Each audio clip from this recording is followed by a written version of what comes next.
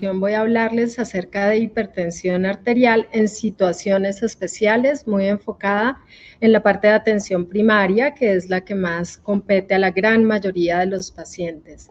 Estos son mis conflictos de interés para esta presentación, dado que recibimos honorarios y algunos patrocinios de la industria que siempre hay que declarar. Y fundamentalmente voy a enfocarme en las guías europeas, que son unas guías que son bastante sencillas y que realmente nos conducen hacia todas las situaciones especiales como las que vamos a tener a continuación, que van a ser fundamentalmente en la población de pacientes diabéticos, los enfermos renales y el adulto mayor. Es muy importante que en gran porcentaje de pacientes van a coexistir estas situaciones, entonces allí tendremos que empezar a sopesar cuál es la condición predominante sobre la cual vamos a basar las recomendaciones, pero también, como veremos ahora, es muy importante que la guía base o el algoritmo básico de la hipertensión también nos va a ser adaptable a las otras situaciones y eso pues facilita mucho las cosas, porque la individualización de paciente es una de las premisas en estas situaciones especiales. Y pues ya hemos hablado antes de las incidencias, pero me parece importante traerles aquí también esta diferenciación hombre-mujer de incidencias mundiales, prevalencias de hipertensión arterial. Y ustedes pueden ver cómo nuestro país está situado entre el 30-32% para hombres y un poquito más entre 32 y 34% para mujeres. Esto pues hace que la población a la que estamos enfrentados, bien sea diabético, adulto mayor, paciente joven o embarazada, son unas poblaciones grandes de pacientes. Entonces la hipertensión, ya lo sabemos, al ser tan prevalente, tiene que ser una patología que manejemos a la perfección, al menos que tengamos unas directrices y unas pautas aplicables en nuestros consultorios. Entonces quiero empezar con el apartado de diabéticos. Ya como hemos visto antes, pues está el algoritmo base que al final lo repasaré, pero entonces, ¿qué particularidades pueden tener los pacientes con diabetes? Es muy importante saber o centrarnos en cuáles son los beneficios. La diabetes es una patología que por excelencia va a causar daño en todo el endotelio, en el sistema cardiovascular, y que, por ejemplo, después de 5 años de estar el paciente enfrentado ante un metabolismo diabético, ya empieza a presentar incluso daños de disfunción diastólica que pueden estar en ese momento asintomáticos o subclínicos, e igualmente la enfermedad renal también va progresando. Entonces, dentro de los beneficios en el tratamiento exclusivamente de la hipertensión, sin hablar de las comorbilidades, uno de ellos es indudablemente la progresión hacia el daño renal terminal, otro es la nefropatía y otro es la albuminuria, porque diabetes y enfermedad renal, así como hipertensión arterial, van a ser patologías que van a tener una interacción muy negativa, pero que además tienen una relación multidireccional, donde estos pacientes pues sobre una enfermedad van a llevar hacia la otra. Entonces la coexistencia con la enfermedad renal crónica empeora dramáticamente el pronóstico de esos pacientes y por eso constituye uno de los grandes beneficios del tratamiento de los hipertensos diabéticos. Sobre consideraciones especiales en diabéticos, hay que saber que son un grupo de población que puede tener grados variables de neuropatía autonómica y esto se puede traducir en hipotensión postural. Son pacientes que pueden ser más proclives a las caídas, particularmente si son además adultos mayores, y que tenemos que tener esa precisión, sobre todo antes de empezar cualquier tratamiento antihipertensivo, porque a veces el efecto vasodilatador tan marcado en el contexto de una neuropatía puede ser muy mal tolerado y estos pacientes estar expuestos a efectos deletéreos que generan intolerancia y que pueden llevar a pobre adherencia terapéutica. Y algo importante también, que es un poco más reciente dentro del tratamiento de la diabetes, es que algunos antidiabéticos como los ISGLT2, además de ser cardioprotectores, también son nefroprotectores. Entonces va a ser una de las ventajas porque vamos a tener también por esta vía de bloqueo unos beneficios adicionales que van a reflejar mejoría en los desenlaces renales y que además también en pacientes hipertensos han demostrado disminuciones pequeñas en milímetros de mercurio de la tensión arterial.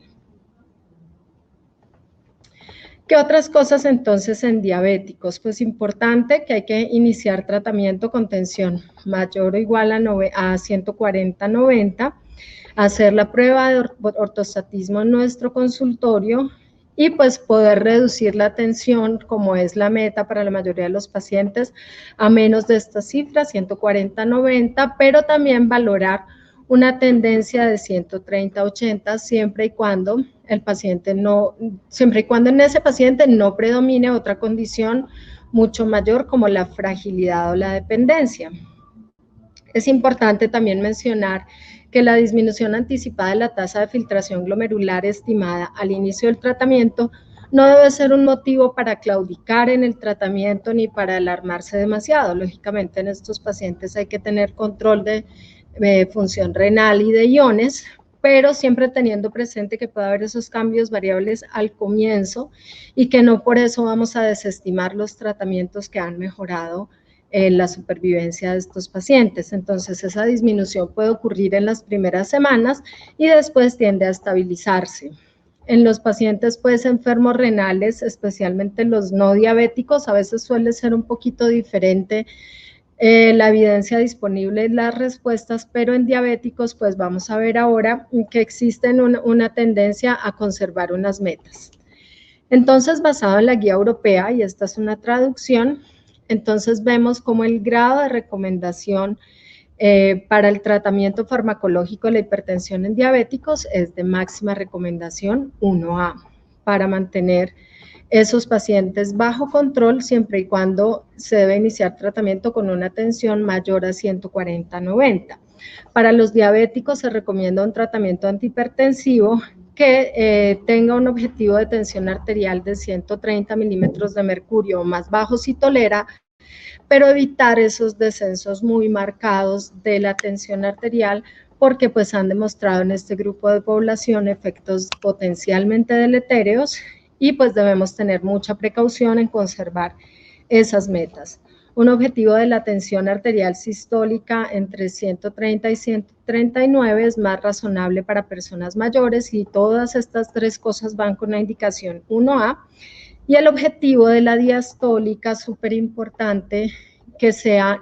no menor a 70 milímetros de mercurio, y esto es una recomendación 1C. Es muy importante sobre el grupo farmacológico, los grupos que debemos utilizar, pues principalmente el bloqueo del RAS va a ser muy eficiente y se puede asociar también a bloqueantes de calcio o diuréticos tiacídicos en función del algoritmo básico que ya conocemos. La administración concomitante de los IECA y BRA no está recomendada y pues es una recomendación clase 3 con nivel de evidencia A. En los pacientes con nefropatía, entonces, súper importante porque muchos de ellos también van a ser diabéticos y muchos de ellos también son adultos mayores. Entonces, aquí la directriz también es muy similar, pero otro evento fisiopatológico a tener muy presente es que a veces no se sabe qué fue primero, el huevo o la gallina con la hipertensión y la nefropatía. Y sabemos que al menos uno de cada dos pacientes podría tener las dos cosas. Entonces, aquí tenemos que empezar a equilibrar de acuerdo a la evidencia disponible y a los grupos de tratamiento, cuáles serían las mejores opciones para esos pacientes. En el paciente hipertenso con nefropatía, entonces, además de conservar esa perspectiva bidireccional de la hipertensión que alimenta la enfermedad renal y la enfermedad renal que produce más hipertensión, también saber que estas son condiciones que llevan hacia el mayor riesgo cardiovascular y hacia un tercero que puede ser la falla cardíaca, que también entra a jugar un papel muy negativo. Entonces, aquí va a ser importante ver cuál es la comorbilidad de esos pacientes para poder seleccionar grupos diferentes de fármacos que podemos utilizar. Aquí también es importante que estos pacientes pueden tener un grado de más proclividad hacia la hipercalemia, pues debido a la condición renal crónica y dependiendo también del filtrado glomerular, que tampoco debe alarmarnos excesivamente de cara al uso del bloqueo de RAS, porque sabemos que son los medicamentos que más beneficio van a traer. Y en este sentido, también para el paciente con nefropatía crónica, podemos tener más hipertensión resistente, más hipertensión enmascarada o tensión arterial alterada en la noche, y son condiciones que cursan con menor tasa de filtración glomerular, con tendencia a más proteinuria. Entonces nos enmarca también en unos cuadros que pueden ser un poco más severos. Pero un paradigma importante es que la reducción de la tensión arterial en el paciente renal definitivamente reduce la mortalidad por todas las causas. Reduce también la albuminuria, y la albuminuria ha sido identificado como uno de los factores de riesgo independiente para evolución hacia patologías cardiovasculares y empeoramiento de la función del riñón. Y aquí va a ser muy importante tener en la mente siempre el uso de los bloqueadores del RAS, porque son piedra angular de tratamiento en estos pacientes. Se puede hacer asociaciones con calcioantagonistas, y esto pues en función de cuál sea la comorbilidad del paciente. Hay unos calcioantagonistas que son mucho más protectores de la proteinuria, y también podemos asociar los diuréticos. Es importante de cara a los diuréticos que en los pacientes que tienen filtrados menores de 30, la guía recomienda sustituir las tiazidas por diuréticos de ASA, y la elección de otros fármacos en combinación debe ser de acuerdo a la comorbilidad, y esto es especialmente cierto, por ejemplo, para los beta bloqueantes, que pues acostumbramos a asociarlos al manejo antihipertensivo, especialmente los que tienen ese efecto vasodilatador periférico, sobre todo en pacientes que van a tener otro beneficio, como puede ser el contexto de los pacientes con falla cardíaca, con enfermedad coronaria o con arritmias. Y el uso de algunos calcioantagonistas puede no estar indicado en pacientes con falla cardíaca o estar contraindicado, pero en el paciente que solo tiene nefropatía, que no tiene un compromiso cardíaco y que tiene hipertensión, pueden ser una excelente opción de cara a reducir la progresión hacia la enfermedad renal terminal. Hay diferentes datos estadísticos que demostraron pues en distintos metaanálisis que dicen que pues definitivamente en los pacientes con enfermedad renal no diabética, la progresión hacia enfermedad renal terminal pues puede ser minimizada cuando se hace un correcto control de la tensión arterial sistólica por debajo de 140, y en algunos subgrupos de pacientes, especialmente en los no frágiles, hay que considerar una reducción mucho más intensiva, parecida como en las metas del sprint. Entonces, en nefropatía, ¿cuáles son las directrices? Reducir la proteinuria, disminuir la sobrecarga hídrica, porque independientemente de la coexistencia con falla cardíaca, son pacientes que fisiopatológicamente tienen dentro de esos mecanismos el aumento de la retención de agua y sal, y por eso algunas de las conductas como la restricción podrían ser más efectivas en este grupo de pacientes, e indudablemente el bloqueo del RAS y la aldosterona, que debe mantenerse idealmente en todos los pacientes, porque incluso hay estudios que muestran que quitar esos medicamentos, suprimirlos en pacientes que tienen unos filtrados bajos versus en los pacientes que se continuaron, también tienen diferencia en esos desenlaces, sobre todo cardiovasculares. Entonces aquí, por ejemplo, el año antepasado, pues está como esta muestra de lo que en algún momento se consideró la directriz desde 2012 de las guías CADIGO en relación con las metas de la tensión sistólica en función de la albuminuria para pacientes A1, este que ven en verde, y como para pacientes en A2 o A3, pues puede ser un poco distinta esta variación,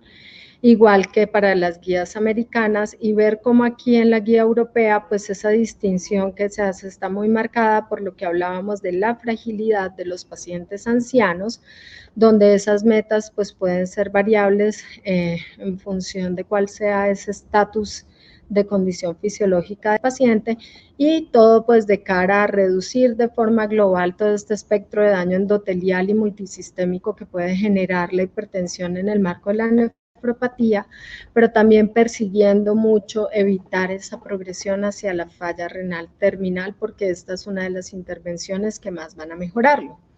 Estas son las directrices de la guía, concretamente la guía europea para el paciente enfermo renal, y ustedes pueden ver los grados de recomendación para pacientes con enfermedad renal crónica, diabética y no diabética con más de 140/90. Además de los estilos de vida, está indicado el tratamiento farmacológico antihipertensivo con una recomendación clase 1 con nivel de evidencia A. En el paciente con enfermedad renal crónica, tanto diabético como no diabético, estas son las metas, pero también hay que considerar el tratamiento individualizado según la tolerancia, la función renal y los iones. Bloquear el RAS es siempre muy efectivo de cara a la nefroprotección, reducción de la albuminuria y también la progresión de esos pacientes hacia enfermedad renal terminal, y siempre debemos considerar ese RAS con un calcio antagonista y con un diurético, o en situaciones especiales de comorbilidad, los beta bloqueantes. En las guías CADIGO de este año también pues nos ponen, traje solamente este apartado, porque hay un subgrupo de pacientes que aún estando en este grupo especial de paciente renal, también pueden tener esa meta por debajo de 120 si lo tolera y si el contexto clínico lo permite, un control intensivo de la tensión arterial que pues va a tener beneficios sobre todo desde el punto de vista cardiovascular. Y finalmente, el adulto mayor. Entonces, pues sabemos que gran parte de los pacientes de la consulta ambulatoria, de atención primaria y también de los hospitalizados son personas ya con edades avanzadas, donde pues hay varios factores que van a influir. Entonces, clásicamente, pues en el anciano ha habido ciertas barreras en el tratamiento de la hipertensión, porque siempre se ha pensado que pues el beneficio puede ser muy limitado, que los pacientes tienen mucha intolerancia, lo cual pues lógicamente es cierto, porque el conservar o poder conservar la homeostasis en estos pacientes es mucho más difícil, a veces se ve comprometida la perfusión de los órganos, y también pues hay interacciones con la polifarmacia que estos pacientes tienen. Sin embargo, sabemos que también situaciones propias de la fisiología del envejecimiento pueden alterar por las características de sus arterias las mediciones de la tensión arterial e igualmente la tolerancia a los fármacos. Pero ya sabemos, y eso está demostrado en las guías, así nos lo dicen, que los pacientes ancianos también se benefician desde el punto de vista de mejoría de supervivencia y morbilidad de tratamiento antihipertensivo integral, farmacológico y no farmacológico, para reducción de mortalidad por todas las causas. Son pacientes que indudablemente tienen mayor deterioro de la función renal, enfermedad vascular aterosclerótica mucho más prominente y además hipotensión postural también, que pues entra a ser uno de los factores determinantes por el riesgo de caída en estos pacientes. Entonces, además de haber esa calcificación arterial que les mencionaba, pues en estos pacientes cabe la definición que previamente nos comentaban, tanto de la hipertensión resistente como la pseudoresistente. Y otro de los inconvenientes en estos pacientes es que hay poca evidencia en los pacientes muy frágiles, dependientes, los que tienen hipotensión postural y en los que están institucionalizados. Entonces, ¿qué es la fragilidad? Porque hemos hablado ya de ella previamente y es importante definirlo. La fragilidad no es una condición exclusiva del paciente anciano, pero sí hay una mayor prevalencia de fragilidad en los adultos mayores. La fragilidad es un síndrome biológico multifactorial que se caracteriza por una disminución de la reserva fisiológica y hace que ese paciente sea mucho de situaciones de estrés, lo cual pues confiere una mayor proclividad hacia complicaciones y hacia mortalidad. Entonces su incidencia es variable, puede ir del 15 al 70% de acuerdo a los grupos que estemos viendo, pero es importante que al menos sepamos cómo buscar la fragilidad, porque dependiendo de esto vamos a poder en un paciente de subgrupo, por ejemplo, diabético o renal, poder enfocar mucho mejor cuál es el tratamiento que vamos a utilizar. Y esto solamente para decir que la fragilidad es diferente a la discapacidad y diferente a la comorbilidad. La comorbilidad se define como 2 o más condiciones médicas. La fragilidad hemos dicho que es un síndrome biológico, que no necesariamente es una enfermedad, que puede estar derivado incluso de comorbilidades, pero no es por sí sola una enfermedad. Y la discapacidad pues es la dificultad para hacer actividades básicas cotidianas. Y lo que sí se sabe desde el punto de vista cardiovascular es que la presencia de fragilidad empeora la supervivencia en los pacientes, particularmente con enfermedades crónicas. Y para medir la fragilidad en consultorio, por ejemplo, existe esta herramienta que es bastante rápida de hacer, se puede hacer aproximadamente en 3 a 5 minutos, y para que ustedes hagan una idea, entonces, qué cosas podemos medir en un screening de fragilidad. Esto es un autorreporte del paciente de fatiga en las últimas 4 semanas, la percepción de sentirse más cansado, y la puntuación va de si es todo el tiempo, la mayoría, algunas veces, muy pocas o nunca. La resistencia, que pues está definida dentro de la capacidad de caminar 10 pasos sin descansar y sin ayuda de otra persona. La deambulación, sobre todo medida en 100 metros, esa dificultad también subjetiva, y el número de enfermedades que conjugaría la comorbilidad dentro de la fragilidad, dando de 5 a 11 enfermedades 1 punto y de 0 a 4 0 puntos. Y con relación a la pérdida no intencionada de peso en el último año, nos da 1 punto si es más de 5% y 0 si es menor de 5%. Entonces, en el adulto mayor, de nuevo, volvemos con la palabra individualizar. Si el paciente es robusto, si no tiene fragilidad, bueno, porque del test anterior, pues dependiendo, si el paciente tiene más de 3 puntos, pues es un paciente frágil, entonces ahí es donde podríamos identificarlo. Si el paciente no tiene fragilidad, entonces podemos hacer una aproximación más hacia el paciente joven, y buscando pues o teniendo presente que la hipotensión postural pues siempre puede ser más prevalente en ellos, entonces buscarla activamente y dar las recomendaciones. Si el paciente no tiene un grado de dependencia, o si sí lo tiene, pues hay que evaluarlo a través de la fragilidad y aquí valorar riesgo-beneficio. Pero si el paciente ya tiene una dependencia establecida o una expectativa de vida limitada, definitivamente la recomendación es mantener una sistólica por encima de 150 con esa laxitud que nos permite tener minimización de los efectos deletéreos sin comprometer pues el pronóstico de un paciente que ya lo tenga definido. Estas son un algoritmo de la guía colombiana del 2018, donde también nos habla un poco de lo mismo, para que se pongan en un contexto local, el paciente adulto mayor con hipertensión, ver las comorbilidades y entonces en función de eso, selección de fármacos, si hay falla cardíaca, diabetes, evento cerebrovascular o hipertensión secundaria. En el anciano, pues las recomendaciones que pueden ser más o menos globales es no iniciar con tratamientos agresivos, empezar tal vez con una monoterapia, si vamos a utilizar un combinado, hacerlo a dosis bajas, no empezar con una dosis total,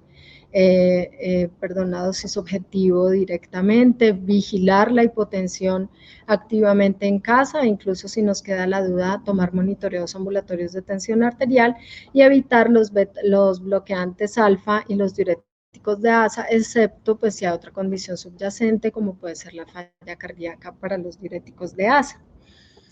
En este algoritmo también pues nos menciona cuáles serían las opciones diagnósticas para la hipertensión aislada y cómo utilizar el tratamiento escalonado, vigilando siempre el riesgo de caídas. Y en esta gráfica, que es del año antepasado, donde nos muestra los beneficios de diferentes estrategias de intervención no farmacológica como el ejercicio, aquí podemos ver cuál es el impacto aproximado sobre la tensión sistólica en estos pacientes, cuánto podemos descender con ejercicio, tanto en el paciente hipertenso, pero dense cuenta que también el paciente normotenso, pues indudablemente tiene beneficios, aquí es donde va obviamente la prevención. Con respecto a cuánto podemos esperar en una dieta, como si tuviéramos una dieta DASH, la disminución de peso, muy importante, porque es una estrategia muy pues, relativamente sencilla para todos los pacientes sin tener que agregar otro fármaco. Igualmente la ingesta de sodio y de potasio, que en el caso del potasio, pues en el paciente renal con un poco más de precaución y lógicamente el cese del alcohol. Entonces ya para terminar, este es el algoritmo que ustedes ya conocieron previamente, que es el algoritmo base, donde nos va dando las recomendaciones y resaltando que en la medida de lo posible los comprimidos combinados son de elección y esto va pues de cara a mejorar la adherencia de los pacientes y a mantener un mejor control de la atención y cómo pues nos movemos en estas terapias de pacientes de forma global, siempre vigilando que en función de la comorbilidad vamos a tener que agregar otros como los beta bloqueantes o si el paciente es un adulto mayor, pues también tener esas precauciones, sobre todo en pacientes de más de 80 años, donde debemos tener esa meta un poco más laxa. En el paciente renal, pues fundamental tener presentes esos cambios de la creatinina, valorar que también cuando ya excede la posibilidad del control con estos fármacos hay que referir a ese paciente y usar los beta bloqueantes, especialmente cuando haya un efecto adicional por una comorbilidad. Aquí también pues es un resumen en función de la edad, de hipertensión, diabetes, enfermedad renal o eventos cerebrovasculares, que también vuelve y nos sitúa más o menos en lo mismo que hemos hablado a lo largo de la tarde. Entonces, como conclusiones, el algoritmo básico de la hipertensión es válido para estos subgrupos, solo que tenemos que individualizarlos de acuerdo a la comorbilidad, tener en cuenta la fragilidad en los ancianos y medirla antes de instaurar un tratamiento que debe ser vigilado y definitivamente, aun cuando los pacientes sean muy mayores, vimos que los efectos de las terapias no farmacológicas también tienen unos descensos en milímetros de mercurio y nunca debemos dejarlos de lado por más que el paciente sea un adulto mayor. Muchísimas gracias por su atención. Quedamos ahora entonces en la sesión de preguntas.